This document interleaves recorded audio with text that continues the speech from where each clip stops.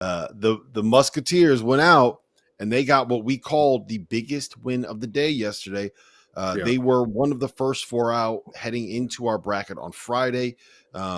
We will be unveiling a full bracket on Fielding the 68 at 5 p.m. on Monday afternoon. You should check that out. It's a really cool production that our crew, Dagan Hughes and Trevor Valise, put together with the bracketology guys, Rocco Miller, Brad Wachtel, and Lucas Harkins. But I think that Xavier, they're either going to end up being the last team in or the first team out. I think that's exact. They are the cut line right now, Kenny. Right. Give us your pitch. Why do the Musketeers deserve to dance? We got to get them in because I think they're a team that can win a game or two. Give us your pitch. Tell us why Xavier has to be in the tournament. So I think that as the season's gone on, you've seen this team come together in a way that 2-3 months ago, it didn't look like they were having fun. They weren't playing together. They weren't like, it felt like there was just 5 different pieces that were all kind of trying to get their own.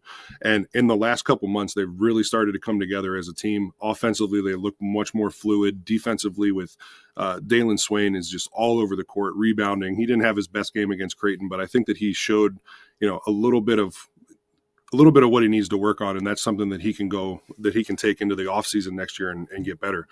But you look at a guy like Dante Maddox, who in the beginning of the season, other than 3 or 4 games, one of them was the UConn game when they took him to overtime, he played extremely well. I mean, the dude, you watch him play against Creighton, some of the threes that he made were insane. I mean, when you put that along with Conwell, who is a prolific scorer, you put that with Fremantle, who is – he doesn't seem like he's scared of anybody in the post, and he's getting you a double-double basically every night.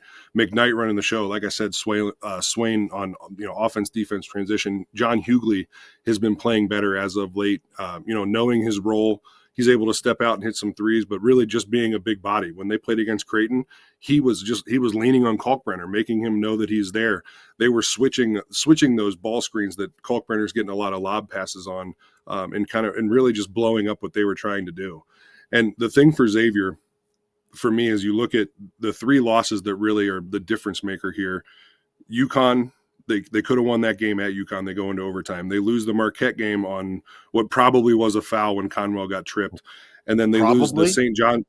Yeah, right. But then you have the St. John's game. They're winning by 19. It was, I'm not the guy that's going to sit here and that normally will sit here and blame the officials, but that was an awful, awful officiated game. And for me, when you look at those 3 games, if the ball bounces another way, they could win those games, and they're still the same exact team that they were. And that's the difference between them being talked about as an 8 seed and them being the first out or the last in. So it's just like, for me, when I look at them with the eye test from the last game that they had and then the last couple months, they're a tournament team.